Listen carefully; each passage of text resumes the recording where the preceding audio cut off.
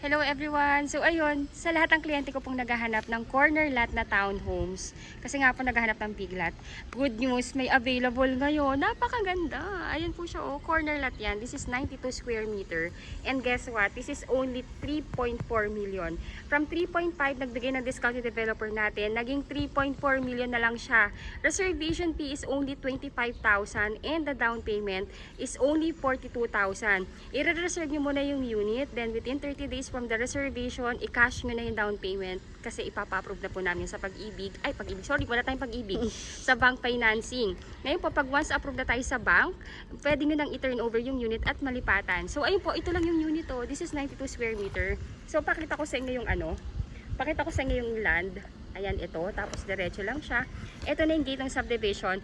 Andito sa labas ng subdivision natin yung amenities. Dito itatayo yung clubhouse. Amenities like kiddie pool, adult pool, playground, basketball court, church. So, dito lahat yon. Then, pag ganon, papunta na yan sa main highway, sakay na ng bus. So, ito na yung unit.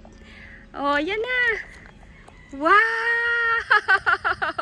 Ayan. So, ito pong purple, ito yung corner lot. This is block 16, lot 33. Corner na corner. Ayan. So, I'm sorry lang po. Hindi ko kayo mapapapasok sa unit kasi po bawal po kami pumasok diyan, and automatic talaga yan, nakalock po yan hangga't hindi yan na-turn over sa may-ari. So, ayun lang yung natin, yung diretso sa gate. Walkable po yan, maliit ang subdivision natin or yung pace natin. So, ilibot ko na lang kayo para at least you would have the idea kung gaano kaganda yung cut ng lot. This is a 92 square meter. Again, this is only 3.4. Actually, the original price is 3.5. Pero yun nga po, nagbigay ng discount yung developer natin. So, naging, na lang siya, naging 3.4. 100,000 din yung discount po.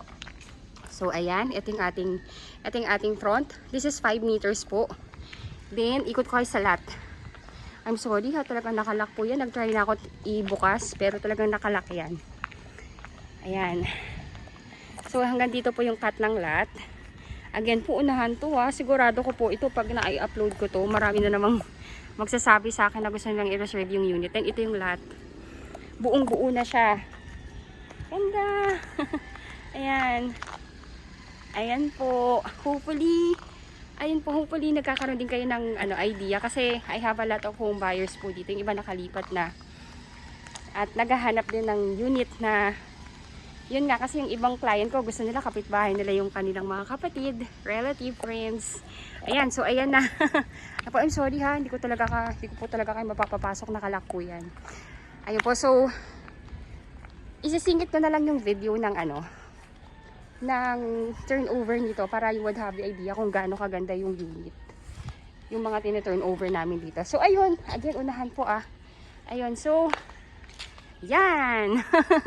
Ayun po. So, nag-effort talaga ako kasi gusto ko talaga maipakita sa inyo to. Kasi mostly of my buyers are OFW at wala sa Pilipinas. So, para at least parang na-tour ko na kayo dito.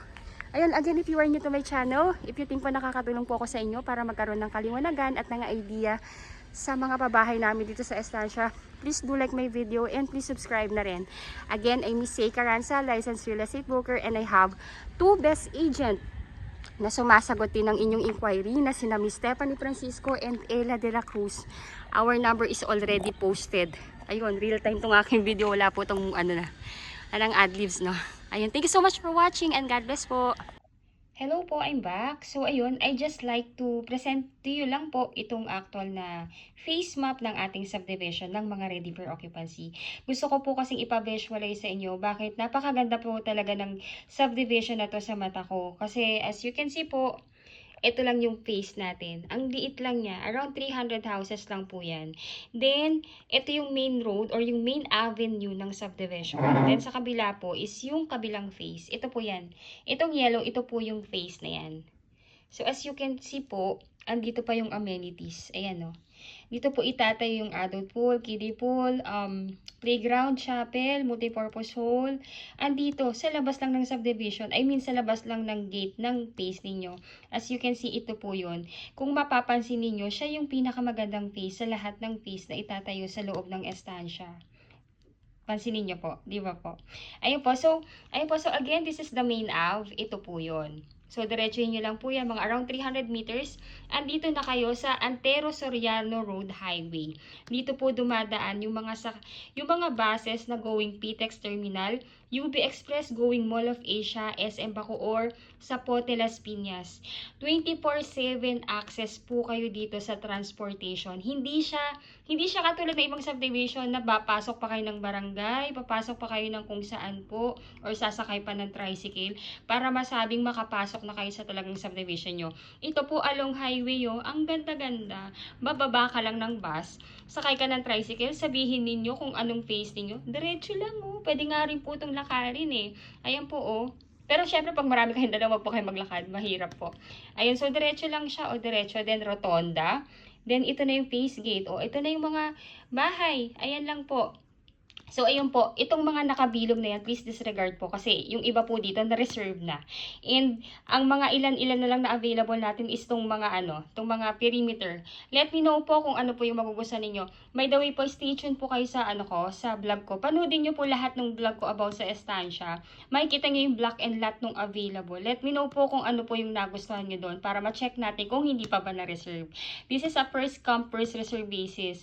Napaka-advantage po ng panahon po na to ngayon kasi talagang nagbigay ng malaking discount yung developer namin. Kasi nga po, gusto nang ipasol itong mga natitirang townhomes dito na available sa old phase namin. So, ayun po. So, to discuss to you po yung total, yung information about dito sa ating subdivision. So, ayun po. So, again, ito po yung ating bahay. Ayan siya. So, ito naman po yung kanyang deliverable unit. Naka-vinyl tiles na po yung ground floor, pati po sa second floor. As in, wala na kayong papagawa. Tapos, yung stairs po ninyo, ayan po siya.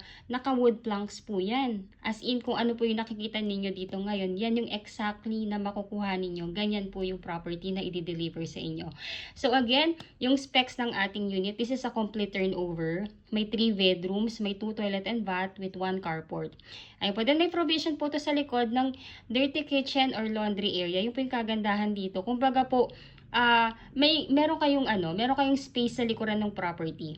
Then the lot area po nito is 50 square meter. Then the floor area is 56 square meter.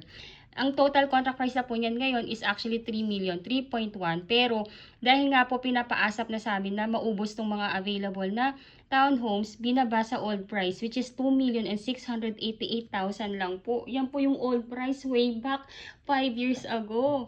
Kaya po, yung mga hindi po nakakuha before na ngayon nagugustuhan na and nakikita nilang ang ganda-ganda na talaga. This is your chance. This is your second chance. Kaya avail your unit na.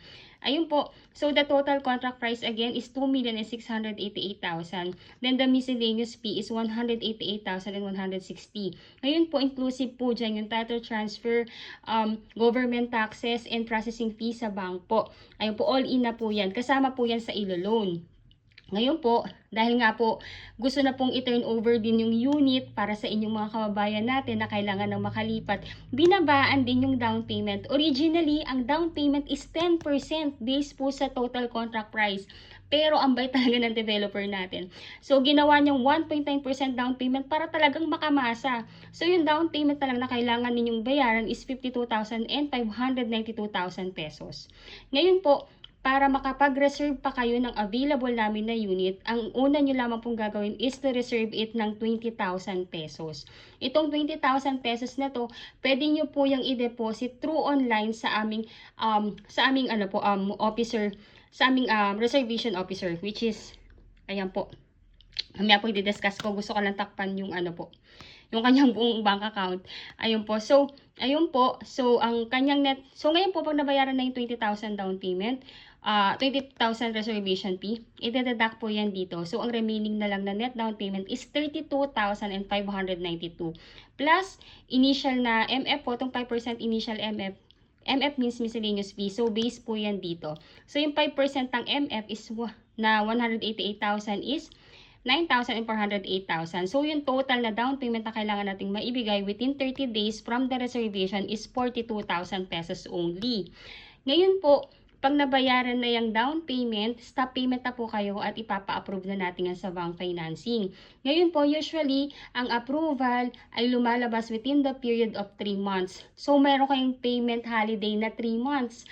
Ayun po, so, habang hindi pa po lumalabas yung approval ninyo, wala muna kayong babayaran. Ngayon po, pag may approval na kayo, si bank na nag-approve sa inyo will email you directly. Kayo po yung unang-unang i-inform ni bank na na-approve na kayo. Ngayon po, basahin nyo lang po yung contract, yung terms and condition, at pag okay na po sa ngayon, replyan nyo po sila na nag-a-agree na kayo, nina-accept. Then actually po, si bank, once na na-inform na kayo, within 24 to 48 hours, i-inform na rin niya yung developer natin na na-approve na kayo. Ngayon po, pag na-approve na kayo, that's the time na doon na po pipirma ng loan contract signing. Kung kayo po yung OFW at wala sa Pilipinas, kung sino yung magiging representative ninyo dito, siya po yung pipirma in behalf ninyo. Ngayon po, pag nakapirma na po siya, hihingi ng go signal sa inyo si bank kung ipapa-loan release nyo na. Pag ipapa-loan release nyo na po, doon pa lang mag-i-start yung inyong monthly amortization sa bank. So, yung loanable value po is 2,814,000. Ngayon po, for 25 years to pay, kung ito po yung napili ninyo, is 19,890.48 centavos per month po yung inyong magiging monthly amortization po, which is ang kailangan nating ang dapat mo na nakadeclare sa inyong salary, sa inyong COE or job contract is nag-i-income kayo ng 66,301.61. Kung 20 years to pay naman po ang gusto ninyo, that will be 21,818.18 centavos per month. Ngayon po, kung gusto niyo naman ng mas shorter term, which is 15 years to pay, that will be 25,293.67 centavos. Then for 10 years to pay, that will be 32,675.21. 5 years to pay, that will be 55,723.18 centavos per month. Ayun po, so, ayun po, di ba po pag lumabas na yung approval ninyo kay bank and na loan release na kay developer, si developer naman natin, hihingi siya ng at least 30 days para po for the unit preparation and for the acceptance ng iyong unit. Ayun po. Then, ayun po, pagka wala pa kayo sa Pilipinas or yung representative yun lang yung available, siya po yung mag-i-inspect ng unit and mag-a-accept ng inyong susi and pwede na siyang malipatan. Ayun po, again po, pagka na-approve na rin kayo ng bank at nag-loan contract signing, kailangan na rin po nating bayaran yung move-in fee na 15,000. Ito po is para po yan sa application ng inyong Meralco and Water. Instead na si representative ninyo or kayo pang mag-aasikaso sa Meralco for the application, no need for you to do that. Yung village admin na natin gagawa yan. In behalf po para sa inyo. Para at least, pagka nilipatan nyo na, pwedeng meron na siyang utilities or konting panahon na lang yung iintayin ninyo para makabitan kayo. Kasi usually po, si Meralco ngayon is inaabot siya ngayon ng 40 days para makabitan yung isang property kasi batching po sila, hindi na po kumbaga third party na kasi siya ng ng developer, kaya wala nang power si developer natin na ipa-expedite yon. Kaya maigi po na pag na loan take out na kayo or na loan release nyo na, pwede niyo nang bayaran tong utilities para maikabit na. Ayun po, so ayun po, ngayon po kung kayo po ay OFW at wala sa Pilipinas and nais na pong mag-reserve ng inyong property, all you need to do po is magtalaga lamang po kayo ng inyong magiging representative dito sa Pilipinas or AIF or attorney in fact or special power of attorney sa technical term natin. Pero mas maganda siyang pakinggan na representative po Ayun po. So, kailangan po yung representative po ninyo is immediate family member like asawa, kapatid, anak, or magulang na nag-e-edad ng 21 up to 55 years old po. Ayun po. Pwede rin pong pamangkin, pwede rin hipag or bayaw, as long as nandoon sa family circle ninyo. Ayun po. At makikitang makakaipilido kayo, whether asawa ninyo, whether bayaw or or in-laws ninyo, pwede po yan. Ayun, so hindi po pwede ang kaibigan, bawal po yun. Ayun, so kung kayo po yung OFW at wala sa Pilipinas, ayun po. So ito po yung inyong magiging representative, ito po yung inyong magiging requirements sa pagkuha ng property ninyo. So number 1 po, kailangan natin ang inyong 2 valid ID with 3 specimen signature, husband and wife if married. Then number 2, marriage certificate if married. Birth certificate plus NOMAR if single. 1 by 1 ID picture or selfie na lang po na may white background. Husband and wife if married po. Then TIN ID ni husband and wife if married. Kung wala po kayong TIN ID or TIN number, pwede po tayong magpagawa niyan dito sa atin sa Pilipinas. May contact po tayo. Ang payment lang po sa kanila dun is 450 pesos. Then, ayan po. Then, number 5, latest job contract or latest COE with compensation. Then, number 6, latest 3 months pay slip. Then, number 7, visa, permanent residence ID, oath of allegiance, proof of dual citizenship, or any that is applicable po. Ngayon po, number 8, latest arrival and departure stamp. Then, number 9, SPA form. Yung SPA form po, magagaling po yan sa developer namin. Pwede po namin i-email yan sa inyo upang ma-print ninyo and mapirmahan and dalhin nyo po sa Philippine Embassy natin kung saang bansa po kayo naroon ngayon. Pero if ever man po na meron po kayong na medyo mahihirapan kayo sa pagpapa-SPA, let us know po, pwede po natin gawa ng paraan dito. Pero if you can po na gawin yan din dun sa bansang pinag-workan ninyo, mas better po. Ayun po, then requirements of your SPA o yung inyong magiging representative. Kailangan namin ng kanyang 2 valid ID with 3 specimen signature. Then number 2 po, latest POV like POV or proof of billing like Meralco or water or internet bill. Ayun po, then yung mode of payment ng ating down payment is through manager's check. Ayun po, so pay to order po dapat nakalagay is Raymond Lanlan. Bali dalawa po yung manager's check na kailangang i-request sa bank po ninyo or sa bank ng inyong representative. Any bank of choice will do naman po. Bali po kung nasa ibang bansa kayo at representative nyo lang yung talagang yung kukuha po yung magbabayad po. Punta lang po siya sa bank niya or any bank of choice. Then yung cash na ipapadala nyo sa kanya, ipa-convert niya ng manager's check. Ay po sabihin lang ng representative niyo na yung manager's check is for the purpose for the down payment po ng property na ina-acquire niyo. Then ito yung ilalagay ng teller or ng officer sa bank doon sa manager's check. Then dalawa po yung hihingin nga na manager's check. Yung first MC or manager's check is 32,592 pesos po dapat yung nakalagay, which is ito po yon yung sa down payment po. Then yung sa second miscellaneous, yung sa second na manager's check, ang dapat na ipalagay po is 9,408 pesos po. Yan po yun dito sa initial MF. Ayun po. So, ayun po. So, again po, yung ating reservation fee, pwede nyo po siyang i-online reservation at i-deposit na lang sa aming officer na nagre-receive ng mga reservation fee, which is si Ma'am Denise Ratak. Ayun po. So, ayun po, kung gusto niyo na pong i-reserve yung property, unahan po tayo dito. Let me know po. My number is already posted in this video. Isa-send ko po sa inyo reservation form para ma-fill upan nyo po. And yung SPA form po para mabasa and ma-fill upan nyo na rin po. And send back nyo lang po sa akin. And kung maaari po, ibigay nyo na rin po sa akin yung mga requirements na available nyo na para at least isang filing natin. Ayun po, if you think po na nakakatulong po sa inyo itong aking presentation sa inyo, please do like my video. And if you are new to my channel, please do me a big favor po. Please subscribe and hit the bell button found at the lower right of this video screen. Again, I'm Miss Say Caranza, licensed real estate broker based in Cavite. Please add me sa aking Facebook account and contact me na lang directly po. Pwede nyo po akong kontakin sa aking Viber, WhatsApp, and add nyo na rin po ako sa Facebook. At least makilala nyo rin po ako. And for the better conversation po. Ayun, so, again, maraming salamat po sa inyong lahat. And kung napupusan nyo na yung property, nakikita nyo na yung nakikita nyo na dito na talaga kayo titira. And nagugustuhan nyo naman talaga yung location. Grab the chance kasi this is the second chance po. Kasi po, this is 3.1 million na.